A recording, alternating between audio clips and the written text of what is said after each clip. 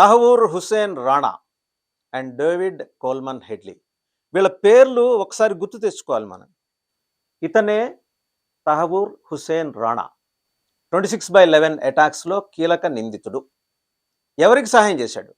David Coleman Headley 15 ఏళ్ల క్రితం ఒక ట్రావెల్ ఏజెన్సీ నడుపుకుంటున్న ఇతని దగ్గరికి డేవిడ్ కోల్మన్ హెడ్లీ వచ్చాడు.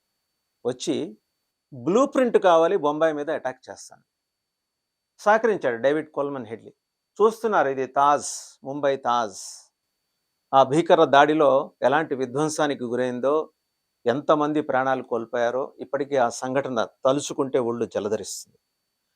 అటువంటి దానికి సూత్రధారి, కీలక సూత్రధారి ఇతనే, హుస్సేన్ రాణా, తహవూర్ హుస్సేన్ రాణా. ఈరోజు అతను అమెరికా జైల్లో ఉన్నాడు. ఉండి అక్కడి నుంచి పిటిషన్ల మీద పిటిషన్లు, ఎక్కని కోర్టు దిగని కోర్టు గుమ్మం లేదు. అతను ఫెడరల్ కోర్టులు అన్నీ చుట్టేశాడు. ఫైనల్గా యుఎస్ సుప్రీం కోర్టుకి వెళ్ళాడు. ప్రస్తుతం శిక్ష అనుభవిస్తున్నాడు అక్కడ. ఇతన్ని అప్పగించాలని భారత ప్రభుత్వం అమెరికాకు విజ్ఞప్తి చేసింది. మొన్న మధ్యనే అమెరికన్ ప్రెసిడెంట్ డొనాల్డ్ ట్రంప్ కూడా ఇటువంటి నేరస్తుల్ని, ఈయనొక్కడే కాదు, ఇట్లాంటి నేరస్తులందరినీ కూడా ఏ ఏ దేశాలకు సంబంధించిన వాళ్ళని వాళ్ళకి అప్పచెప్పడానికి. ఇతను సుప్రీంకోర్టులో ఏం పిటిషన్ వేశాడు? అన్ని ఫెడరల్ కోర్టుల్లో ఇతని పిటిషన్ డిస్మిస్ అయిపోయింది. సుప్రీంకోర్టుకు వచ్చేప్పటికీ అతను వేసిన పిటిషన్ ఏంటంటే, భారత్కు వెళ్తే తనను చిత్రహింసలకు గురి చేస్తారు అని. చిత్రహింసలకు గురి చేయకుండా సంకనెక్కించుకొని ముద్దెట్టుకుంటుందా భారత ప్రభుత్వం అని అంతమంది ప్రాణాలు తీసి అంతటి విధ్వంసానికి ధ్వంస రచన చేసిన డేవిడ్ కోల్మన్ హెడ్లీకి బ్లూ ప్రింట్ ఇచ్చినందుకు గాను ఇతన్ని ఏమన్నా పిలిచి మెడలో దండేసి దండం పెడుతుందా భారత ప్రభుత్వం? ఆ పాటి పరిజ్ఞానం అతనికి లేదా? బట్ న్యాయ వ్యవస్థల్లో కొన్ని లొసుగులు ఉంటాయండి, లేకపోతే కొన్ని వెసులుబాట్లు అంటామేమో దాన్ని. ఆ వెసులుబాటు అక్కడ కూడా ఉంది, అమెరికాలో కూడా ఉంది. వాడు ఎంత కరుడుగట్టిన ఉగ్రవాదైనా, నేరస్తుడైనా సరే అప్పీల్ చేసుకోవడానికి అవకాశం ఉంటుంది. అప్పీల్ చేసుకున్నాడు. అతని పిటిషన్లను చాలా ఫెడరల్ కోర్టులు డిస్మిస్ చేశాయి. డేవిడ్ కోల్మన్ హెడ్లీకి ఇతను సహకరించింది ఏంటంటే, బొంబాయికి సంబంధించిన బ్లూ ప్రింట్ తయారు చేయడం. బ్లూ ప్రింట్ ఎవరు తయారు చేస్తారండి? ఎవరి దగ్గర ఉంటుందండి? సిటీ ప్లానింగో, టౌన్ ప్లానింగో, అది మహానగరం కాబట్టి మహానగర ప్రణాళిక విభాగం దగ్గర ఉంటుంది. అక్కడి నుంచి ఎలా ఎత్తుకొచ్చాడు, ఎవరిని మాయ చేశాడు, ఎంతమందిని ల్యూర్ చేశాడు, ఎంతమందికి ఎలాంటి ఆఫర్లు ఇచ్చాడు, ఇప్పుడు ఇవన్నీ కూడా ఏంటంటే భారత ప్రభుత్వం ఇంతటి ఎవిడెన్స్ అక్కడ సమర్పించింది. గవర్నమెంట్ ఆఫ్ యుఎస్ గవర్నమెంట్కి సమర్పించింది దరిమిలా ఇన్నాళ్ళకి. ఎప్పటి 26/11 అటాక్స్ 2008, ఇవాళ 2025 చూసుకుంటే ఎంత కాల వ్యవధి. ఆ సంఘటనలో, ఆ దుర్మార్గమైన వ్యవహారంలో, బాంబు దాడిలో, అలాగే భీకర దాడిలో, నాట్ ఓన్లీ బాంబు దాడి, భీకర దాడిలో అసువులకు వాసిన వాళ్ళలో చాలామంది ఫారినర్స్ కూడా ఉన్నారు. ఎవరి ప్రాణాలని తీయటానికి వచ్చి ఈ పథక రచన చేసి ఈ విధ్వంసం సృష్టించింది పాకిస్తాన్ అనేది ఆలోచన చేస్తే, ఇదిగో ఇలాంటి వాళ్ళని ఎంగేజ్ చేసుకుని ఇతను హుస్సేన్ రాణా పాకిస్తాన్ నేషనల్ అని అంటారు, కానీ బోర్న్ ఇన్ కెనడా జాతీయ పౌరసత్వం ఉంది అతనికి. సో అట్లా అతను ఏంటంటే అన్ని దేశాలతోటి తన నెట్వర్క్ని పెంచుకున్నాడు. సో బొంబాయి లాంటి మహానగరానికి బ్లూ ప్రింట్ అంటే ఆ రోజుల్లోనే డబ్బులు పారేసి తెచ్చుకొని ఎలాంటి అవకాశాలు ఉన్నాయి, ఒకవేళ తాజ్ మీద మనం అటాక్ చేస్తే ఎలాంటి అవకాశాలు ఉన్నాయి. ఇతని మేధోశక్తి ముందు పోలీసులు హఠాత్తుగా విస్తుపోయి విస్మయపడే పరిస్థితి ఏర్పడింది. ఒక్కడు ఇంత నెట్వర్క్ని ఎలా ఛేదించగలిగాడు? డేవిడ్ కోల్మన్ హెడ్లీకి ఎలా సహకరించాడు? సరే, ఇదంతా తెలుసుకునే ఎప్పుడో హెడ్లీ పారిపోతే ఇతను మొత్తానికి ఎస్కేప్ అయ్యి అమెరికా చేరుకొని అక్కడ కోర్టులను ఆశ్రయించి ఇన్నాళ్ళు జైళ్లలో కాలం గడుపుతూ వచ్చాడు.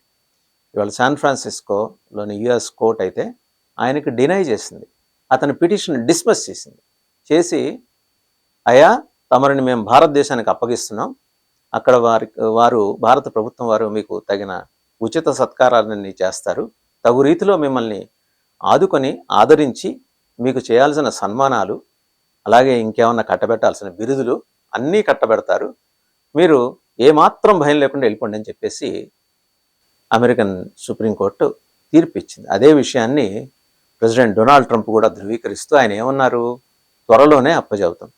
ఆ అప్పజెప్పే ప్రక్రియ మొదలైంది. సో వెన్నులో వణుకు. ఇప్పుడు మనం అప్రమత్తంగా ఉండాల్సిన విషయాలు చాలా ఉన్నాయి. అటువంటి కరడుగట్టిన ఉగ్రవాదులకు సహకరించే నెట్వర్క్ తయారు చేసిన ఉగ్రవాదిని ఈ దేశానికి అప్పచెబుతున్నప్పుడు ఈ దేశంలో అల్లకల్లోను సృష్టించడానికి ఏ సంస్థలు ముందుకొస్తాయి? ఎవరు వస్తారు ముందుకి? ఖచ్చితంగా పాకిస్తాన్ వస్తుంది. పాకిస్తాన్కి ఉన్న ఇంటెలిజెన్స్ నెట్వర్క్ ఏంటి? ISI, inter services intelligence. ఈ పాటికే వాళ్ళు గుర్రాలు వేసుకునో లేకపోతే సముద్ర మార్గంలోనో పడవల్లోనో చేరుకొని కూడా ఉండుంటారు. సో అప్రమత్తం కావాల్సింది భారత్ ఇంటెలిజెన్స్. బట్ ఇలాంటి వాళ్ళ తిత్తి తీయడానికి ఒకడున్నాడు. ఆ ఒక్కడి పేరు అజిత్ దోవల్. అతను ఎవరో ఒకసారి చూద్దాం. సో అనుకున్నాం కదా, అజిత్ దోవల్ ఎవరు? మొత్తం భారత ఇంటెలిజెన్స్ వ్యవస్థని, ఇంటెలిజెన్స్ బ్యూరోని కాచి వడపోసిన అసాధారణమైన అధికారి, ప్రధానమంత్రికి రైట్ హ్యాండ్ లాంటి వాడు. సో ఈయన నేతృత్వంలో రా, ఐబీ ఇంకా ఇతర నిఘా సంస్థలన్నీ పనిచేస్తుంటాయి. సో ఈయన పెట్టిన ఎఫర్ట్, అలాగే ఈయన పడ్డ శ్రమ మామూలుది కాదు. అజిత్ దోవల్ గురించి చాలా కథనాలు ఈపాటికి మన ప్రేక్షకులకు తెలిసే ఉంటాయి. ఆయన పాకిస్తాన్లో మరి అండర్ కవర్ ఇంటెలిజెన్స్ ఏజెంట్గా ఆయన చేసిన సాహసాలు, వాటి గురించిన వీరగాథలు చాలా ఈపాటికి మనం చదివే ఉంటాం, వినే ఉంటాం, చూసే ఉంటాం. ఇవాళ అజిత్ దోవల్ ఎందుకు అంత కాన్సన్ట్రేషన్ పెట్టారు? టాస్క్ ఒకటి ఇచ్చారు ప్రధానమంత్రి నరేంద్ర మోడీ. భారతదేశంలో ఉగ్రవాద కార్యకలాపాలకి ముకుతాడు వేయాలి, అడిచి పారేయాలి ఉక్కుపాదంతో. ఆ టాస్క్ని భుజాన్ని ఎత్తుకున్నారు అజిత్ దోవల్. దానికి తగ్గట్టే ఈయన తన యంత్రాంగాన్ని, తన మంత్రాంగాన్ని అంతా కూడా ఆయన వినియోగించి మొత్తానికి ఏంటంటే ఇట్లాంటి కరుడుగట్టిన నేరగాళ్లని భారతదేశానికి తీసుకొచ్చే వ్యవస్థని రూపొందించారు. So every Indian must be thankful to Ajit Doval. ఇందులో ఎవరికి ఎలాంటి సందేహాలు అక్కర్లేదు, ప్రశ్నలు అక్కర్లేదు, అనుమానాలు కూడా అక్కర్లేదు. ఎందుకంటే అతన్ని ఇక్కడికి తీసుకొచ్చి, హుసేన్ రాణాని ఇక్కడికి తీసుకొచ్చి ఇక్కడ భారత సుప్రీంకోర్టు ముందు నుంచోబెట్టి వేయాల్సిన శిక్షలేవో వెయ్యాలి. మళ్ళీ ట్రయల్ చేయటం, రీట్రయల్, మళ్ళీ అతని తరఫున కపిల్ సిబాళ్ళు లేకపోతే అభిషేక్ మను సింఘ్వీలు వాదించడం, ఇలాంటి చెత్త వ్యవహారాలు లేకుండా ముందుకు తీసుకెళ్లాల్సిన మొత్తం ఎక్సర్సైజ్ని ఈయన కంప్లీట్ చేశారు. సరే, ఈయన కంప్లీట్ చేసినంత మాత్రం ఇక్కడితో పని అయిపోయింది అనుకుంటున్నారా? ఐఎస్ఐ ఎవరు అది కూడా చూద్దాం. ISI, inter services intelligence, Pakistan నిఘా సంస్థ, మొత్తం సుప్రీం అన్నమాట. భారతదేశం మీద ఎన్ని కుట్రలు చేయాలి, ఎలా ఉగ్రవాద దాడులు చేయాలి, అక్కడ పథక రచన చేస్తుంటారు. ఇదే ఐఎస్ఐ హెడ్ క్వార్టర్స్ పాకిస్తాన్లో. ఇక్కడే కూర్చొని, ఇది వారి భాషలో రాసుకున్నారు వాళ్ళు, ఇక్కడే కూర్చొని పొద్దున్న లేస్తే భారతదేశంలో విధ్వంసం ఎలా సృష్టించాలి, ఏ ఏజెన్సీలని వాడాలి, లష్కరే తోయిబాని పంపిద్దామా, హిజ్బుల్ ముజాహిదీన్ని పంపిద్దామా, అల్ ఖైదాని పంపిద్దామా, లేకపోతే ఇంకా ఊరు పేరు తెలియని కొత్త ఉగ్రవాద మూకల్ని పంపిద్దామా. అచ్చంగా ఏంటంటే మనం ఈరోజు భోజనం చేసామా లేదా అని ఆలోచించరు, పక్కవాడి భోజనం ప్లేట్ అలా లాగేయాలని ఆలోచించే అతి తెలివి వ్యవహారాలున్న మొత్తం మేధావులందరూ కూడా ఇక్కడ కూర్చుంటారు. ఇక్కడ కూర్చొని భారతదేశం మీద ఉగ్రదాడికి 26/11 ఉగ్రదాడికి పథక రచన చేశారు. కసబ్ అనే ఒక ఉగ్రవాదిని వెపన్గా వాడారు. ఆ రోజు జరిగిన విధ్వంసం ఏంటో వేరే చెప్పక్కర్లా. ఎంతోమంది స్వదేశీయులు, విదేశీయులు కూడా తాజ్ హోటల్లో ప్రాణాలు కోల్పోవాల్సిన పరిస్థితి. చాలా దుర్మార్గంగా జరిగిన కాల్పులు, బాంబు దాడుల్లో ఎంతోమంది ప్రాణాలు కోల్పోయారు. భారత ఆర్మీ జవాన్లు ప్రాణాలు విడిచారు. సో వీళ్ళందరినీ ఒకసారి మనం గుర్తు చేసుకోవాలి. అలాంటి దుర్మార్గానికి పథక రచన చేసిన కేంద్రం, ప్రధానమైన కేంద్రం ఈ ఐఎస్ఐ. ఈ ఐఎస్ఐతో పాటు ఒకసారి పాకిస్తాన్ పార్లమెంట్ కూడా ఎలా ఉందో చూద్దాం. అంటే వాళ్ళు మన మీద ముచ్చటపడి చేసే దాడుల వెనక అసలు వ్యూహకర్తలు పార్లమెంట్లో ఉంటారు. ఆ పార్లమెంట్ భవనం కూడా చూద్దాం ఒకసారి. చూస్తున్నారు కదా, ఇదే పాకిస్తాన్ పార్లమెంట్. ఎంత అందంగా ఉందో కదా. ఇక్కడ కూర్చొని విధాన నిర్ణయాలు తీసుకుంటారు వాళ్ళు. ఏంటి, ఎలాంటి విధాన నిర్ణయాలు? భారతదేశం మీద దాడులు ఎట్టా చేయాలి, భారతదేశాన్ని ఎలా అస్థిరపరచాలి, ఉగ్రవాదుల్ని ఎలా పంపించాలి? రోడ్డు మార్గంలో పంపించాలా? సముద్ర మార్గంలో పంపించాలా? లేకపోతే ఫేక్ పాస్‌పోర్ట్‌లు సృష్టించి వేరే నేషనల్స్‌గా, పాకిస్తాన్ నేషనల్స్ అంటే అంత తొందరగా ఎంట్రీ దొరకదుగా, వేరే నేషనల్స్‌గా పంపించాలా? ఇలాగొచ్చినోడే హుస్సేన్ రాణా, తహవూర్ హుస్సేన్ రాణా. సో అలాంటి వాళ్ళని ఎలా పంపించాలి? వ్యూహాలు రచిస్తారనమాట. చట్టసభల్లో చట్టాలు చేయాలి. వీళ్ళు చట్టాలు కాదు, వ్యూహాలు రచించి ఎక్కువ మిలిటరీ పాలకులే పాకిస్తాన్ని ఎక్కువ కాలం పరిపాలిస్తూ ఉంటారు. పరిపాలిస్తున్న వాళ్ళు కూడా వాళ్ళ పేరుకు ప్రధానమంత్రి ఉంటాడు కానీ వెనకాల నుంచి నడిపించేది మిలిటరీయే. సో వీళ్ళు చేసే ఈ మొత్తం వ్యూహాలకు అనుగుణంగా ఉగ్రవాద మూకలు భారతదేశానికి పడవల్లో వస్తాయి, గుజరాత్ తీరం వెంబడొస్తాయి, బొంబాయి తీరం వెంబడొస్తాయి, ఎటు అవకాశం ఉంటే అటు వస్తాయి. అట్లా వచ్చి మరి మన దేశంలో అస్థిరత సృష్టించడానికి థ్యాంక్ గాడ్ 2014 నుంచి అటువంటి భారీ ప్రయత్నాల్ని భారత ప్రభుత్వం సమర్థవంతంగా తిప్పికొట్టగలిగింది, ఎక్కడికక్కడ తిప్పికొట్టగలిగింది.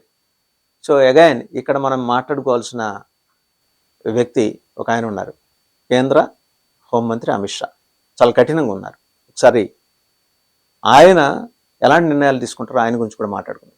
సో చూస్తున్నాం కదా, వీళ్ళిద్దరి ద్వయాన్ని చూడాలి మనం ఒకసారి. ప్రధానమంత్రి నరేంద్ర మోడీ, అమిత్ షా. వీళ్ళిద్దరు ఏంటంటే రామలక్ష్మణ్ లాంటి వాళ్ళు. ఒకళ్ళు నిర్ణయం తీసుకుంటే ఇంకోళ్ళు అమలు చేస్తారు. ఒకళ్ళు నిర్ణయం తీసుకుంటే ఆ నిర్ణయం ఎందుకు తీసుకున్నారని ఇంకోళ్ళు అడగరు. ఎందుకంటే దేశ విశాల ప్రయోజనాల కోసం తీసుకున్నారనే భావన అయితే పరస్పరం గౌరవించుకుంటారు. ఈయన కానీ ప్రధానమంత్రి నరేంద్ర మోడీ కానీ. ప్రత్యేకించి దేశ ఆంతరింగ భద్రత విషయంలో కానీ, అలాగే సరిహద్దుల్లో భద్రత విషయంలో కానీ కాంప్రమైజ్ కారు. చాలా కఠినంగా ఉంటారు. చూసే వాళ్ళకి చాలా మొరటుగా కనిపించినట్టు ఉంటాడు అమిత్ షా, కానీ అక్కడ కాంప్రమైజ్ కారు. అందాక ఎందుకు, ఛత్తీస్గఢ్లో మావోయిస్టుల్ని ఏరిపారేసేదాకా నిద్రపోవద్దు అని చెప్పి 1 సంవత్సరం టైం పెట్టుకొని మొత్తం ఈ భద్రతా బలగాలకి ఆయన ఆదేశాలు ఇచ్చారు. స్వయంగా మానిటర్ చేస్తున్నారు ఛత్తీస్గఢ్ ఆపరేషన్స్. అలాంటిది ఈ తహవూర్ హుస్సేన్ రాణా అప్పగింత విషయంలో ఈయన ఎంత ఖచ్చితంగా వ్యవహరించారనేది మనకి రాబోయే రిజల్టే. ఆల్రెడీ అప్పగింత ప్రక్రియ మొదలైంది. ఎందుకంటే అమెరికన్ సుప్రీంకోర్టు డినై చేసింది, ఆయన పిటిషన్ని డిస్మిస్ చేసింది తహవూర్ హుస్సేన్. ఆయన అంటాడు, నన్నేదో చిత్రహింసల పాలు చేసేస్తుంది భారత ప్రభుత్వం. ఇందాకే అనుకున్నాం, చిత్రహింసలు కాదు, భారత ప్రజలు వేరే రకమైన శిక్ష అతనికి పడాలని భారత ప్రభుత్వాన్ని కోరుకుంటున్నారు. సో అదే వీరిద్దరి మాటల్లో మనకి స్పష్టంగా అర్థమయ్యేది.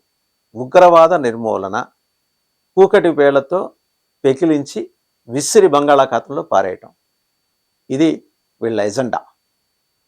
పార్టీలకు అతీతంగా ప్రజలందరూ మద్దతు ఇస్తున్నది వీళ్ళకి. అందుకే, ఎందుకంటే ప్రశాంతమైన భారతదేశం కావాలని కోరుకుంటున్నాం, అభివృద్ధి చెందుతున్న భారతదేశం కావాలని కోరుకుంటున్నాం. ఇక్కడి నుంచి ప్రాస్పరస్గా భారత్ డెవలప్ అవ్వాలి, 3rd లార్జెస్ట్ ఎకానమీగా మనం ఎదగాలి అని కోరుకుంటున్నాం, మన జీడిపి పెరగాలని కోరుకుంటున్నాం. ఇన్ని కోరికల వెనుక ప్రధానమంత్రిగా నరేంద్ర మోడీ, హోంమంత్రిగా అమిత్ షా, వీళ్ళు చేస్తున్న శ్రమని ఇక్కడ మనం ప్రధానంగా ప్రస్తావన చేసుకోవాలి. రాజకీయ పరంగా విభేదాలు ఉండొచ్చు కాక, మార్క్సిస్టులు, కమ్యూనిస్టులు, కాంగ్రెస్ ఎవరైనా విభేదించవచ్చు కాక, బట్ కాంగ్రెస్ మాదిరి అల్లరి మూకల్ని, ఉగ్రవాద మూకల్ని పెంచి పోషించడాన్ని ఎన్డీఏ ప్రభుత్వం అయితే చేయలేదు. అంతవరకు మొహమాట లేకుండా చెప్పచ్చు. ఇందాకే అనుకున్నట్టు భారత ఇంటెలిజెన్స్ ఏజెన్సీస్ ఎట్లా పనిచేస్తున్నాయి ఒకసారి చూద్దాం. రీసెర్చ్ అండ్ అనాలిసిస్ వింగ్, రా ఎంతగా రాటుదేలింది ఈ 10 ఏళ్ళు అనేది మనం వేరేగా చెప్పాల్సిన అవసరం లేదు. ఎందుకంటే ఇందిరాగాంధీ ప్రధానమంత్రిగా ఉన్న సమయంలో అత్యంత సమర్థవంతంగా పనిచేసిన సబ్సిక్వెంట్ గవర్నమెంట్స్లో ఎంతో కొంత బలహీనపడింది, రకరకాల ఇన్ఫ్లుయెన్స్లకు గురైందనే అభియోగాలు ఉన్నాయి. బట్ వేరాస్ గడిచిన 10 ఏళ్లలో 11 ఏళ్లలో ఎలాంటి సామర్థ్యాన్ని పుణికిపుచ్చుకుందంటే, ఉగ్రవాదుల కదలికలు, అలాగే వాళ్ళని మట్టు పెట్టడం, ఇలాంటి విషయాల్లో అద్భుతమైన శిక్షణ తీసుకొని ప్రపంచంలోనే అత్యున్నతమైన ఇంటెలిజెన్స్ ఏజెన్సీగా పేరున్న మొస్సాద్తో కలిసి జాయింట్ ఎక్సర్సైజ్ కూడా చేసింది. సో అద్భుతమైన నైపుణ్యాన్ని సంతరించుకుంది. ఎక్కడికక్కడ ఉగ్రవాదుల కుట్రలకు సంబంధించిన ప్రణాళికల్ని భగ్నం చేస్తూ వచ్చింది. అండ్ అలాగే సరే, సిబిఐ అనేది ఇక వేరే దేశాంతరంగంగా వచ్చేది. ఇంకా నేషనల్ ఇన్వెస్టిగేషన్ ఏజెన్సీ, ఇది కూడా మనం చెప్పుకోవాలి. జాతీయ భద్రతా సంస్థ, నిఘా సంస్థ, జాతీయ నిఘా సంస్థ. వీళ్ళు ఏం చేస్తారు? ఎన్ఐఏ పోలీస్కిను వాళ్ళ ఇన్వెస్టిగేషన్కిను, అలాగే వివిధ రాష్ట్రాల్లో పోలీస్ యంత్రాంగాల ఇన్వెస్టిగేషన్కిను మధ్య వ్యత్యాసం ఉంది. వివిధ రాష్ట్రాల్లో ఉండే పోలీస్ యంత్రాంగాలు నిందితుల్ని పట్టుకున్నామా, కోర్టుకు సమర్పించామా. ఎన్ఐఏ అట్లా ఆలోచించదు. ఎన్ఐఏ చేసేది ఏంటంటే, పట్టుకున్నప్పుడు వాడి బ్యాక్గ్రౌండ్ చెక్ చేసుకుంటుంది, నిందితుల బ్యాక్గ్రౌండ్ చెక్ చేస్తుంది, వాడి మూలాల్లోకి వెళ్తుంది, ఎక్కడెక్కడ ఉన్నాయి ట్రేస్ చేస్తుంది. అలాగే ఈ డేవిడ్ హెడ్లీ, కోల్మన్ హెడ్లీ కావచ్చు, and at the same time Rana Hussain కావచ్చు, వీళ్ళిద్దరి వ్యవహారం ముందర పసిగట్టింది ఎన్ఐఏ. సో వాళ్ళకి సంబంధించిన కీలక సమాచారం సేకరించింది ఎన్ఐఏ. తర్వాత పని ఐబీ, ఇంటెలిజెన్స్ బ్యూరో చేసింది. తర్వాత రా తీసుకుంది. సో స్టెప్డ్ మేనర్లో, ఫేజ్డ్ మేనర్లో ఇదంతా జరిగిందని మనం స్పష్టంగా చెప్పచ్చు. డొనాల్డ్ ట్రంప్ అమెరికా అధ్యక్షుడు, మోదీ ప్రధానమంత్రిగా ఎలా రైటిస్ట్ అని పేరు తెచ్చుకున్నారో, నేషనలిస్ట్ అని పేరు తెచ్చుకున్నారో, అమెరికాలో ఈయన నేషనలిస్ట్. జనరల్గా వాళ్ళిద్దరికి అక్కడ సామ్యం కుదిరింది అక్కడే. నేషనలిస్ట్ అనే దగ్గరే సామ్యం కుదిరింది, జాతీయవాదులు. సో ఒక జాతీయవాద ప్రభుత్వం నుంచి మరో జాతీయవాద ప్రభుత్వానికి అభ్యర్థన అనేది ఏమని, రాణా హుస్సేన్ని అప్పచెప్పండి అని, హుస్సేన్ రాణాని అప్పచెప్పండి అని. Pakistan Born Canadian national. అతను ఈ 26/11 అటాక్స్కి సూత్రధారి అయిన డేవిడ్ కోల్మన్ హెడ్లీకి బ్లూ ప్రింట్ అందించాడు. ఎలా అందించాడు? ఆ ఇన్వెస్టిగేషన్ అంతా రా చేసింది, ఐబీ చేసింది, లోకల్ పోలీస్ కూడా చేశారు. వాళ్ళని డినై చేయడానికి ఏం లేదు అక్కడ. బట్ మోర్ రా and NIR more into investigation. So సబ్సిక్వెంట్గా ఏంటంటే, అమెరికాలోని డిఫరెంట్ ఫెడరల్ కోర్ట్స్లో ఈ హుస్సేన్ రాణా తన ఈ పిటిషన్లు వేయటం, అవి తర్వాత డిస్మిస్ అయిపోవటం, ఫైనల్గా యుఎస్ సుప్రీంకోర్టుని ఆశ్రయించడం. తహవూర్ హుస్సేన్ రాణా పిటిషన్ని డిస్మిస్ చేసింది. డిస్మిస్ చేసిన దాని ప్రెసిడెంట్ ట్రంప్ అదే విషయాన్ని భారత ప్రభుత్వానికి కన్వే చేశారు. సాధ్యమైనంత త్వరలో అప్పగిస్తామని. అప్పగింత ప్రక్రియ మొదలైంది. సో భారతదేశ ప్రజలు ఈ పర్టికులర్ ఆస్పెక్ట్లో ట్రంప్కి రుణపడి ఉంటారు. మొత్తం భారతదేశ ప్రజలు ఎంతమంది? 140 కోట్ల మంది ప్రజానీకం ఈయనకి ఈ విషయంలో రుణపడి ఉంటారు. చూస్తున్నాం కదా, వైట్ హౌస్, శ్వేత సౌధం అమెరికాలో. మరి ప్రెసిడెంట్ ట్రంప్ ఇక్కడే ఉంటారు, వారి ఇంటెలిజెన్స్ చీఫ్ కూడా ఇక్కడి నుంచే కార్యకలాపాలు నిర్వహిస్తూ ఉంటారు. మరి వారందరూ కూడా దాదాపు 17-18 సంస్థలకి, నిఘా సంస్థలకి అధిపతి అయిన ఇంటెలిజెన్స్ చీఫ్ ఈ రోజుకి మోడీకి ఆమె అభిమాని. ఆమె కూడా ఇక్కడి నుంచి వర్క్ చేస్తుంటారు. ఇన్ఫ్యాక్ట్ ఇంతమంది సహకారం వల్ల ఈరోజు ఈ ప్రధానమైన ఉగ్రవాదికి సన్నిహితుడైన మరో ఉగ్రవాదిని అప్పగించే ప్రక్రియకి బీజం పడింది. ఇంతమంది కలిసి వర్క్ చేయడం వల్ల, అటు భారత ప్రభుత్వానికి చెందిన నిఘా విభాగం, అజిత్ దోవల్ గారు, ఇటు వైట్ హౌస్ నుంచి ఇంటెలిజెన్స్ వింగ్, వీళ్ళందరూ కలిసి పనిచేయబట్టి. సో అమెరికన్ సుప్రీంకోర్టు మొత్తం ఆ నిందితుడు హుస్సేన్ రాణా సమర్పించిన పత్రాలన్నీ సమగ్రంగా పరిశీలించి అధ్యయనం చేసిన తర్వాత అతని పిటిషన్ అనివార్యంగా ఇంకా అతన్ని భారత ప్రభుత్వానికి అప్పచెప్పాల్సిందే. ఇదే అక్కడ డెమోక్రట్లు ఉంటే సాధ్యమయ్యేది కాదేమో, మళ్ళీ ఏదో క్షమాభిక్ష ప్రసాదించి ఉండేవాళ్ళేమో. కానీ వేరాస్ అక్కడ ఉంది ట్రంప్. సో ఆయన ఖచ్చితంగా ఏంటంటే ఇలాంటి క్షమాభిక్షలకి అవకాశం ఇవ్వరు.